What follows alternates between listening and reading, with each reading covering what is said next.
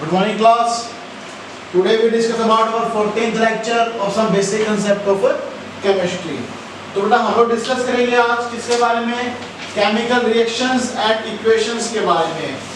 हम लोगों ने पहले डिस्कस किया था एम्पिरिकल फार्मूला, ठीक है। उससे पहले डिस्कस किया था किसके बारे में, मोल कांसेप्ट के बारे में, ठीक है।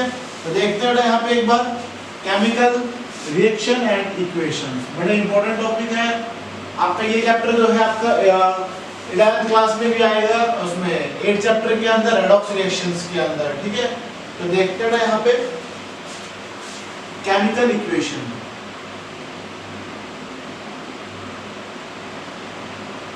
क्या होता है बेटा केमिकल इक्वेशन? जब हम क्या करते हैं, सिंबल्स में रिप्रेजेंट करते हैं किसी भी रिएक्शन को, इक्वेशंस को, उसमें क्या बोलते हैं, केमिकल इक्वेशन बोलते हैं। तो it is a symbolic representation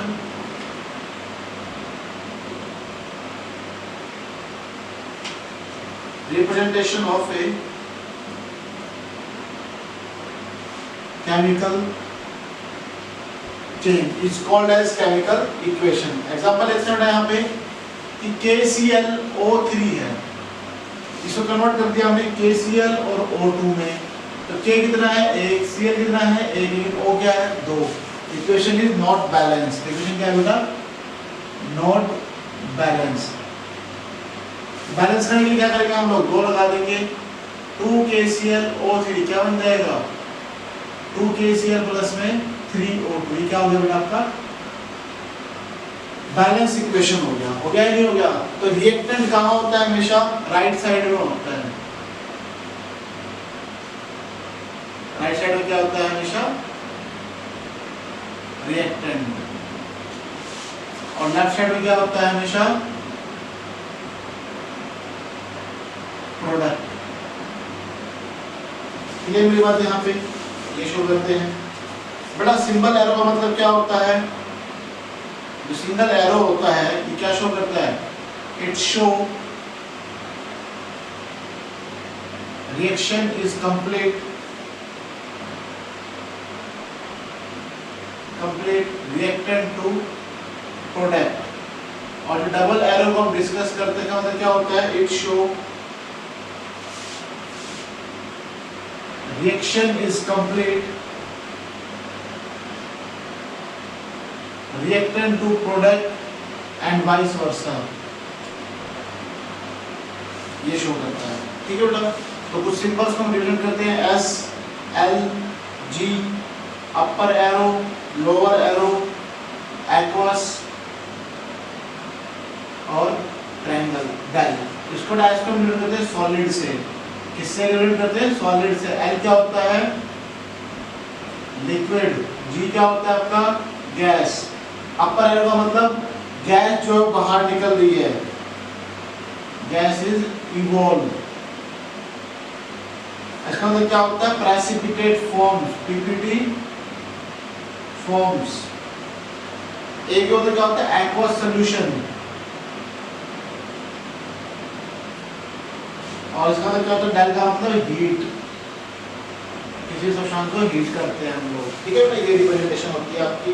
फिर हम डिस्कस करते हैं क्या क्या इंफॉर्मेशंस मिलती है हमें केमिकल रिएक्शंस के अंदर। देखते हैं बेटा यहाँ पे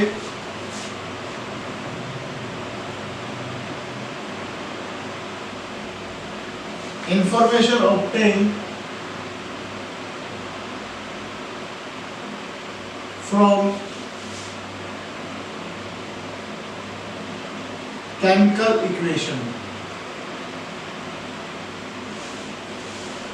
सबसे पहला पॉइंट कि बेटा रिएक्टेंट्स और प्रोडक्ट्स कैसे इन्वॉल्व है, what are the products and reactants are involve in a chemical reaction. What are reactants and products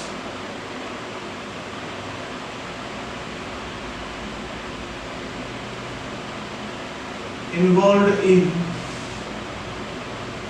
the chemical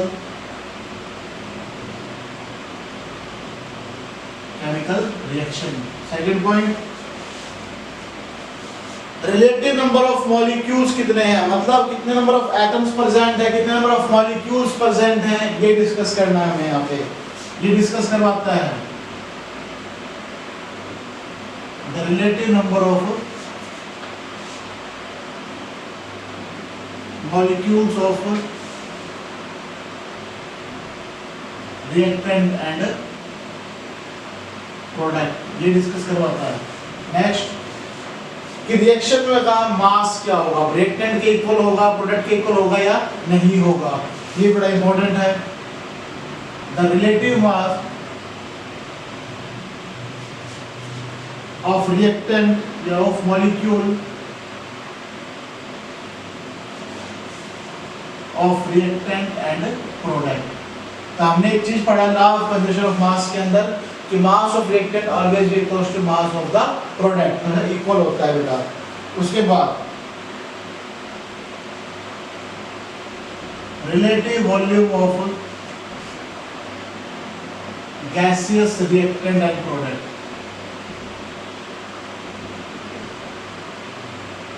तो ये तो जरूरी नहीं होता कि हमेशा इक्वल ही हो। तो देखते हैं यहाँ पे CH4 reacts with O2, it forms CO2 plus में 2H2O। तो देखते हैं यहाँ पे ये किस फॉर्म में, गैस फॉर्म में, ये किस फॉर्म में गैस, ये किस फॉर्म में गैस। तो हम लोग क्या करते हैं, हर तरह रिप्रेजेंट करते हैं सिंबल्स को, ठीक है।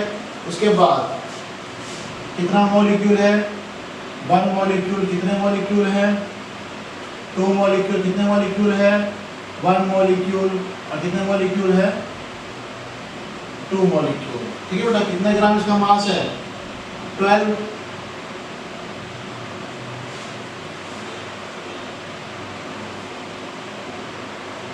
और कितने होंगे, 16 ग्राम। यहाँ पे कितना होगा बेटा, 64 ग्राम। यहाँ पे कितना होगा, 44 ग्राम। यहाँ पे कितना हो जाएगा, 36 ग्राम। क्या डिस्कस करता है, 16 gram of methane reacts with 64 gram of oxygen, we get 44 gram of carbon dioxide and 36 gram of water molecules। तो ये डिस्कस किया गया है यहाँ पे। तो देखते हैं यहाँ पे लिमिटेशंस क्या क्या इनकी लिमिटेशन होती है। तो पहला बेटा, it fails the actual concentration of reactant and product obtain, मतलब कि क्या उसके एक्चुअल रिएक्टेंट और क्या उसका प्रोडक्ट है, वॉल्यूम को डिस्कस नहीं कर पाया, यहाँ पर कंसंट्रेशन में डिस्कस कर पाया। Second point, the speed of reaction, कि कोई भी रिएक्शन जो है वो बहुत फास्ट होगी या स्लो होगी, इसको डिस्कस नहीं कर पाया। Next, it not discuss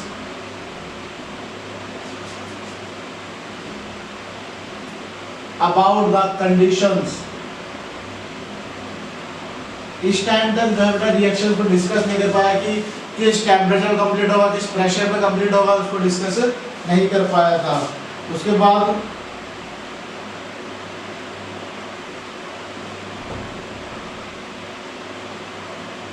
whether the reaction is reversible और इरिवर्सिबल, जो रिएक्शन है वो रिवर्सिबल है या इरिवर्सिबल डिस्कस नहीं कर पाया। और नेक्स्ट, नोट डिस्कस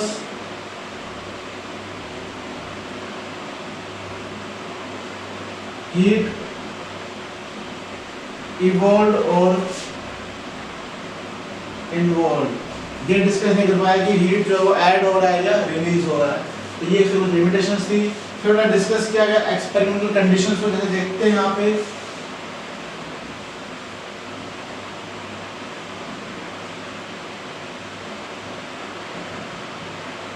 तो देखते हैं एक्सपेरिमेंटल कंडीशंस क्या क्या हैं। तो मान लो क्या होगा, यहाँ पे N2 रिएक्ट करेगा 3H2 के साथ, क्या हो जाएगा 2NH3। नहीं, ऐसे नहीं होगा बेटा, इसके टेम्परेचर भी एप्लीकेबल होगा, प्रेशर भी एप्लीकेबल होगा जब ये रिएक्शन जो है कंप्लीट होती है। तो क्या होगा इसके अंदर, 200 atm तो प्रेशर लगेगा बेटा, और 450 डिग्री सेल्सियस क्या लगेगा, टेम्परेचर लगेगा। मतलब क्या हुआ, हाई टेम्परेचर यूज हुआ, प्रेशर यूज हुआ and it makes the compound. ठीक है, फिर डिस्कस किया सल्फर डाइऑक्साइड है रिएक्ट्स विद O2, क्या बन जाएगा यहाँ पे 2SO3, लेकिन किसकी प्रेजेंस में, प्लैटिनम की प्रेजेंस में। ये क्या है, कैटलिस्ट है, without catalyst the reaction will be not complete यहाँ पे।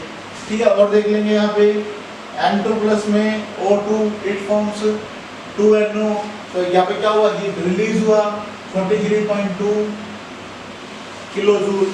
ठीक है, कार्बन डाइऑक्साइड फॉर्मेशन होगा क्या हुआ, हीट इवॉल्व होगा 94.3 के कैलोरी जूल। ठीक है, ये डिस्कस किया गया यहाँ पे। फिर हम डिस्कस करते हैं यहाँ पे type of chemical reactions. Chemical reaction, थोड़ा केमिकल रिएक्शन जो है वो दो टाइप के डिस्कस किए गए हैं। फर्स्ट है आपका मॉलिक्यूलर इक्वेशन। क्या होता है बेटा मॉलिक्यूलर इक्वेशन, जो रिएक्टेंट और प्रोडक्ट क्या करते हैं, मॉलिक्यूल्स की फॉर्म में शो होते हैं। When reactant and product are show in form of molecules, तो देखते हो यहाँ पे BaCl2 रिएक्ट्स विद Na2SO4, क्या मिल जाएगा BaSO4 प्लस में 2NaCl। ठीक है बेटा, अब BaSO4 क्या होता है, नीचे सेटल हो जाता है, ये PPT बन जाता है, क्या बन जाता है, ये प्रेसिपिटेट। ठीक है, और देख लीजिए सेकंड पार्ट आयनिक इक्वेशन। आयनिक इक्वेशन क्या होता है, जो आयंस को डिस्कस करते हैं, किसको डिस्कस करते हैं, आयंस को। आयंस को कैसे, इसी रेशो में लिख लेते हैं यहाँ पे Ba2 positive react with 2Cl negative reacts with 2Na positive plus में SO4 2 नेगेटिव, क्या बन जाएगा यहाँ पे BaSO4 प्लस में 2Na पॉजिटिव प्लस में 2Cl नेगेटिव। ये होते हैं आपके आयनिक इक्वेशंस। ठीक है, फिर हम डिस्कस करते हैं यहाँ पे balancing of chemical equation. Balancing of a chemical equation. जब हम balancing of chemical equation discuss करते हैं तो क्या डिस्कस करते हैं यहाँ पे, number of atoms of A reactant is equal to the number of product। ये डिस्कस करते हैं, R is equals to P discuss करते हैं हमेशा, है ना। Reactant is equals to product discuss करते हैं।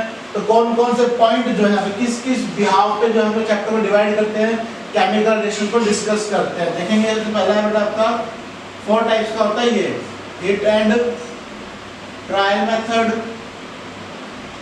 ठीक है, सेकंड है पार्शियल मेथड, थर्ड है ऑक्सीडेशन मेथड, और फोर्थ है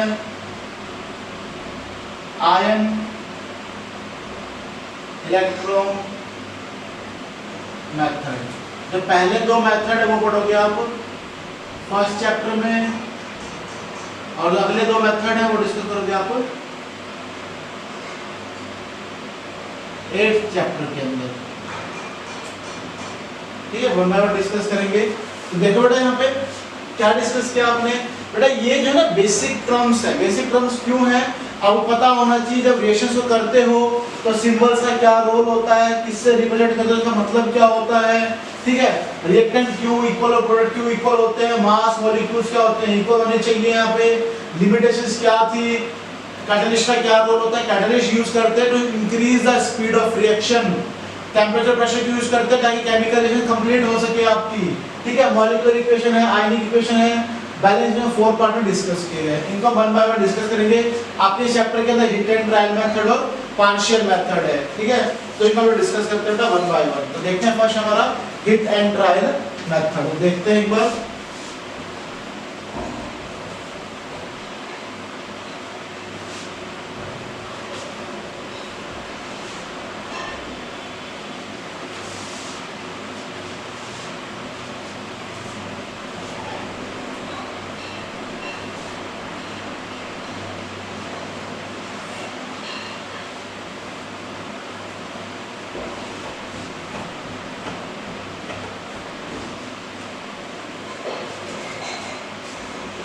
देखते हैं ना heat and trial method.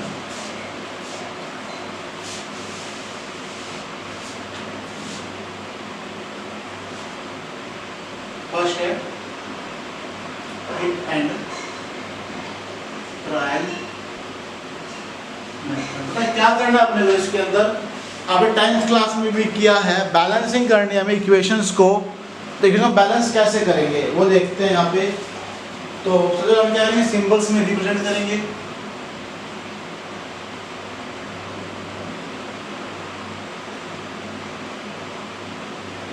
Chemical reaction is represent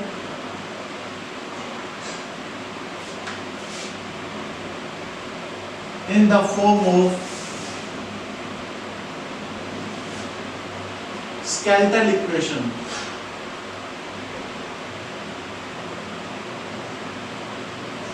skeletal equation मतलब symbolic equation, symbols में लिखते हैं by writing symbols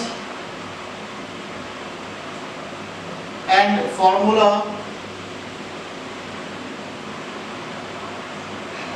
of reactant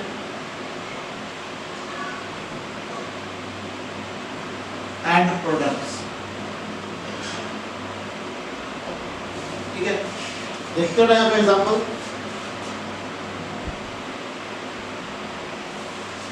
बेटा में हाइड्रोजन है, ठीक है, ऑक्सीजन है, इनको हम एटॉमिक फॉर्म में लिखते हैं।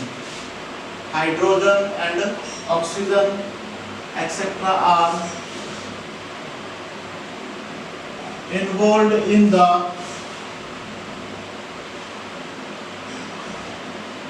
equations are written in the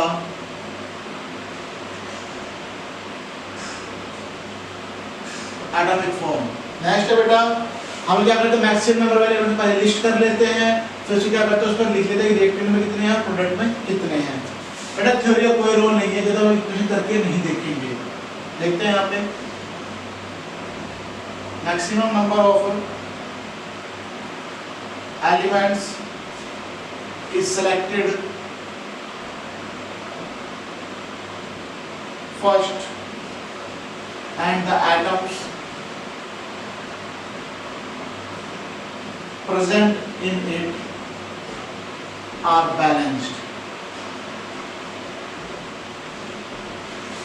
फिर बैलेंस द एलिमेंट्री रिएक्शन। तो देखिए यहाँ पे atoms of elementary selected first and the atoms present in it are balanced। मतलब क्वेश्चन देता हूँ करने के लिए, क्वेश्चन करेंगे और फिर समझेंगे। इस थ्योरी का जो सारा निचोड़ है ना यहाँ पे आ जाएगा। सबसे पहले करें balancing skeleton, unbalanced skeleton equation लिखते हैं। Fe3O4 reacts with H2, it forms Fe plus में H2O। अब क्या लिखेंगे, एलिमेंट्स लिखेंगे। एलिमेंट्स लिख लिया, कितने रिएक्टेंट और कितने प्रोडक्ट हैं। नीचे इक्वेशन और लिख लेंगे, Fe3O4 प्लस में H2, it forms Fe plus में H2O। अब एलिमेंट क्या क्या है, आयरन, ऑक्सीजन और हाइड्रोजन। रिएक्टेंट में आयरन कितने हैं, 3, ऑक्सीजन कितने हैं, 4, हाइड्रोजन कितने हैं बेटा, 2। प्रोडक्ट में आयरन कितना है, 1, हाइड्रोजन कितने हैं, 2, ऑक्सीजन कितना है बेटा, 1। ठीक है, आपने क्या करना है, पहले आयरन की मल्टीप्लाई कर दो 3 से। आपने क्या कर दिया बेटा, आयरन की मल्टीप्लाई कर दी 3 से। अब ऑक्सीजन की मल्टीप्लाई कर दो 4 से। यहाँ पे आगे क्या लग जाएगा, 4। ना जब आप मल्टीप्लाई करते हो ना तो वैल्यू हमेशा आगे लिखी जाती है। आपको इक्वेशन में कोई चेंज नहीं करना, सिर्फ न्यूमेरिक वैल्यूज को चेंज करना होता है। ठीक है, ध्यान रखेंगे। अब देखो बेटा हाइड्रोजन कितने हो गए, यहाँ पे 4 × 2 8, तो 4 से मल्टीप्लाई। यहाँ पे कितने 2, तो यहाँ पे 4 से मल्टीप्लाई, यहाँ पे 4 से multiply, and you see the equation will be balanced. 3 iron 8 hydrogen 8 hydrogen, 4 oxygen 4 oxygen. Clear है बात, सिंपल सा इक्वेशन था। और देख लेंगे आप लोग,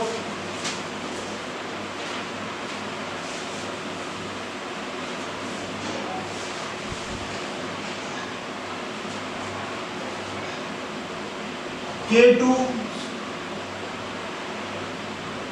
Cr2O7 reacts with HCl, it forms KCl plus में CrCl3 प्लस में H2O प्लस में Cl2।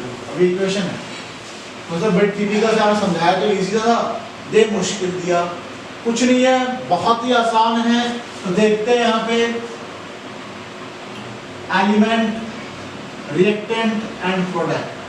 Element potassium, chromium, oxygen, hydrogen, chlorine, देखो 5 ही तो एलिमेंट है सिर्फ। लिख लेंगे हम यहाँ पे K2 Cr2O7 प्लस में HCl, it forms KCl plus में CrCl3 प्लस में H2O प्लस में Cl2। ठीक है, बैलेंस करेंगे। पोटेशियम कितने हैं 2, क्रोमियम 2, ऑक्सीजन 7, हाइड्रोजन 1 और क्लोरीन 1। प्रोडक्ट में आ जाओ, पोटेशियम 1, क्लोरीन 3 और 4 और 2 6, क्रोमियम 1, हाइड्रोजन 2 और ऑक्सीजन 1। क्लियर। सबसे पहले क्या करना है, ऑक्सीजन बैलेंस करने का है। क्या पहले पोटेशियम कर लें, चलो पोटेशियम कर लेते हैं, आपकी सुन लेते हैं। तो पोटेशियम कर दिया बैलेंस, क्रोमियम को बैलेंस कर लो, क्रोमियम को बैलेंस कर दिया। अब कर दो ऑक्सीजन का बैलेंस, तो 7 है तो मल्टीप्लाई बाय 7। हाइड्रोजन कितना हो जाएगा बेटा यहाँ पे, अब देखो हाइड्रोजन बैलेंस करेंगे यहाँ पे 7 दूनी 14।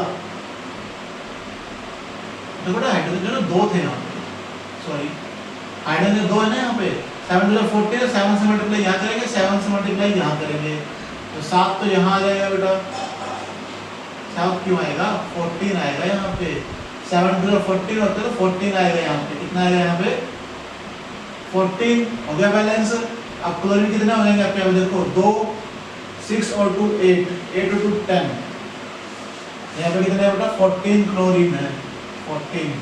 तो क्या करना पड़ेगा आपको, यहाँ पे ऐड करना पड़ेगा कितना 8। तो कितने हो गए 3 2 6 और 2 8, 9 10 11 12 13 14। तो 3 मल्टीप्लाई बाय Cl2। ये हो गया आपकी इक्वेशन बैलेंस। तो ये था आपका बैलेंसिंग इक्वेशंस। तो ये करेंगे बेटा आप लोग, इजी मेथड्स हो जाएंगे आपके। तो हम लोग जब असाइनमेंट करेंगे कुछ क्वेश्चन दे दूंगा आपको पीडीएफ की फाइल में, वो हम लोग क्वेश्चन करके देख रहे हैं। ठीक है। सेकंड है हमारा जो पार्ट था सेकंड, वो क्या है आपका पार्शियल इक्वेशन मेथड। बेटा क्या होता है, अपनी क्लास में होता है टीचर किसी बच्चे ज्यादा पार्शियलिटी करता है ना, तो उसके ज्यादा सुनता है, उसके लिए पिटाई करता है किसी बच्चे की, तो वो क्या कहते हैं जब सर पार्शियलिटी करते हैं। यहाँ पे पार्शियलिटी करना है, कोई रिएक्शन दे रखी है उसको 2 पार्ट 3 पार्ट में डिवाइड करते हैं और फिर क्या करते हैं उसको हम लोग बैलेंस करते हैं। ठीक है। तो इसके अंदर ये रूल जो है वो अप्लाई नहीं होता। तो देखते हैं हम इसमें क्या करते हैं हम लोग, we write first in simple equation. सबसे सिंपल इक्वेशन लिखते हैं, next then balance the equation. Simple क्या मतलब कोई इक्वेशन को 2 या 3 पार्ट में सिंपल कर लेंगे। ठीक है। फिर बैलेंस करते हैं, फिर क्या करते हैं कैंसिल करते हैं, then cancel out the intermediate, then cancel out the inter, जो कटते हैं उसको काट देंगे और इक्वेशन बैलेंस कर लेंगे। कैसे वो देखता है। तो क्वेश्चन है बेटा कि H2S reacts with HNO3, it forms NO plus में H2O प्लस में S। दो बड़ा इजी तरीका है। सबसे पहले एसिड को ब्रेक डाउन कर लो, HNO3 ले लिया आपने। ठीक है। अब बैलेंस करने क्या करेंगे, 2 लगाएंगे तो क्या निकल जाएगा यहाँ पे H2O। कितने NO निकल जाएंगे, 2 NO निकाल दो। कितने हो गए, 3 ऑक्सीजन हो गए, कितने 6 ऑक्सीजन है, तो क्या आ जाएगा यहाँ पे 3 नेसेंट ऑक्सीजन। अब क्या करना है आपको, सिंपल सा तरीका है, H2S लेना है आपको, और क्या करना है, नेसेंट ऑक्सीजन लेना है। कितने नेसेंट ऑक्सीजन, 3 है, तो 3 से मल्टीप्लाई कर दो, यहाँ पे कितना आ जाएगा 3 और 3 3H2O प्लस में 3S। आपके देखो बेटा रिएक्टेंट में क्या था, प्रोडक्ट में मोनोऑक्साइड, वाटर और क्या होगा आपके पास सल्फर, तीनों चीज बाहर आ गई। अब जो काटते उसको काट दो, 3O2 से 3O2 कैंसिल कर दिया, तो क्या आ गया 2HNO3 प्लस में 3H2S एरो H2O प्लस में 2NO प्लस में 3 और 1 4H2O, और क्या आ गया यहाँ पे 3S। Equation is balanced. ये मेरे बात यहाँ पे और देख लेंगे आप लोग यहाँ पे रिएक्शंस को। जब कॉपर रिएक्ट करता है H2SO4 के साथ, क्या मिलता है बेटा यहाँ पे CuSO4 प्लस में SO2 प्लस में H2O। एसिड ले लेंगे सबसे पहले, क्वेश्चन है ये सोल्यूशन है आपका, H2SO4 ले लो, ब्रेक डाउन कर दो इसको। जैसे हम H2SO को ब्रेक डाउन करेंगे तो क्या मिल जाएगा हमें यहाँ पे, अपने को H2O चाहिए, मिल गया, SO2 मिल जाएगा यहाँ से, तो ऑक्सीजन 2 और 3 गए, 4 ऑक्सीजन थे, तो एक नेसेंट ऑक्सीजन ले लिया हमने, कोई दिक्कत यहाँ पे। फिर अपन ने क्या किया, कॉपर की रिएक्शन करा दी नेसेंट ऑक्सीजन के साथ, तो क्या मिल गया यहाँ पे कॉपर ऑक्साइड। थोड़ा कॉपर ऑक्साइड चाहिए अपने को, नहीं चाहिए तो कॉपर ऑक्साइड की रिएक्शन करेंगे अपन किसके साथ, H2SO4 के साथ, तो क्या आ जाएगा बेटा H2O आ जाएगा, और क्या आ जाएगा CuSO4 आ जाएगा। अब देखो CuSO4 चीज मिल गया, SO2 मिल गया, H2O मिल गया। अब जो कटता है उसको काट दो, O से O कट गया, CuO से CuO कट गया, ठीक है मेरी बात। अब बैलेंस करेंगे इक्वेशन को, 2H Cu प्लस में 2H2SO4 क्या मिल जाएगा यहाँ पे CuSO4 प्लस में 2H2O प्लस में SO2। ये क्वेश्चन आ जाएगा, सिंपल सी थी। और देख लेंगे यहाँ पे क्वेश्चन देखेंगे, जब कार्बन रिएक्ट करता है H2SO4 के साथ क्या मिलता है, कार्बन डाइऑक्साइड, वाटर मॉलिक्यूल और सल्फर डाइऑक्साइड, सॉरी हाँ वाटर और सल्फर डाइऑक्साइड। देखो हम क्या करते हैं, हम क्या करेंगे बेटा, सिंपल सा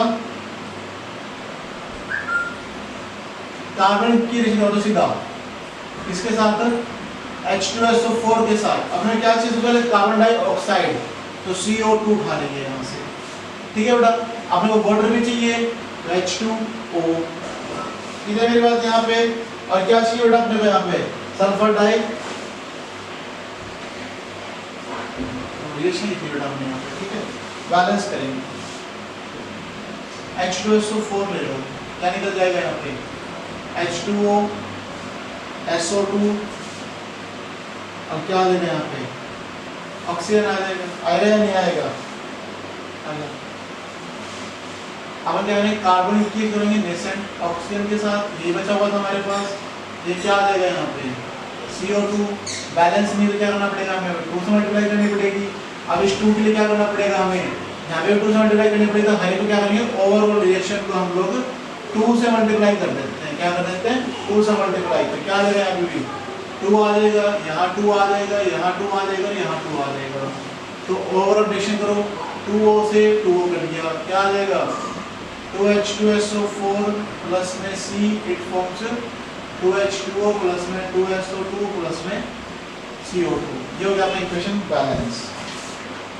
और देख लेंगे आप लोग यहाँ पे क्वेश्चन है, I2 reacts with HNO3, it forms 4HiO3 plus में NO2 प्लस में H2O। तो बेटा देखेंगे यहाँ पे क्या एसिड को तोड़ेंगे, HNO3 को ब्रेक डाउन कर दो इसके अंदर, तो उसे कर दो, इसका भी क्या आ जाएगा 2H2O प्लस में NO2 प्लस में नेसेंट ऑक्सीजन, 3 दूनी 6, 2 दूनी 4, क्या क्या बेटा हमने यहाँ पे 5 से मल्टीप्लाई की हर एक की, तो 2 5 10 हो गया था, 10 और 5 5 हो गया बेटा, तो I2O5 की रिश्ते बांधी किसके साथ, H2O के साथ, क्या मिल जाएगा 2HiO3। इक्वेशन बैलेंस करेंगे, I2O5 से I2O5 कट जाएगा, 5 ऑक्सीजन से 5 ऑक्सीजन कट जाएगा आपका, ठीक है। और तो कट रहा है, यहाँ पे कट रहा है, H2O से क्या हो जाएगा बेटा, यहाँ पे कट जाएगा तो कितना आ जाएगा 4H2O, तो क्या आ जाएगा यहाँ पे 10HNO3 प्लस में I2 it forms 4H2O plus में 2HiO3 प्लस में 10NO2। Equation is balanced. ये था बेटा आपका पार्शियल इक्वेशन मेथड। तो आपका जो बैलेंस इक्वेशन कंप्लीट होता है इस चैप्टर के अंदर। हीट एंड ड्राई मेथड क्या डिस्कस किया आपने, सबसे पहले एलिमेंट्स लिखेंगे, उसके फिर रिएक्टेंट एंड प्रोडक्ट्स लिखेंगे, फिर हम क्या करेंगे बैलेंस करेंगे। पार्शियल इक्वेशन लिखेंगे, उसको ब्रेक डाउन करके सबसे पहले क्या तोड़ते हैं, एसिड को तोड़ते हैं, जो प्रोडक्ट चाहिए होते हैं वो निकाल लेते हैं और फिर क्या करते हैं बैलेंस करते हैं। ये थोड़ा कि बैलेंसिंग इक्वेशन जो क्वेश्चन रह जाएंगे मैं आपको असाइनमेंट दे दूंगा, उसमें आप लोग उसको कंप्लीट करेंगे, ठीक है। थैंक यू बेटा। चैनल को लाइक करें, सब्सक्राइब करें और प्लीज़ शेयर करें। जितना आप चैनल को फैलाओगे उतना मैं मोटिवेट होऊंगा और उतना मैं वीडियोस बना के डालूंगा आपके लिए। Thank you.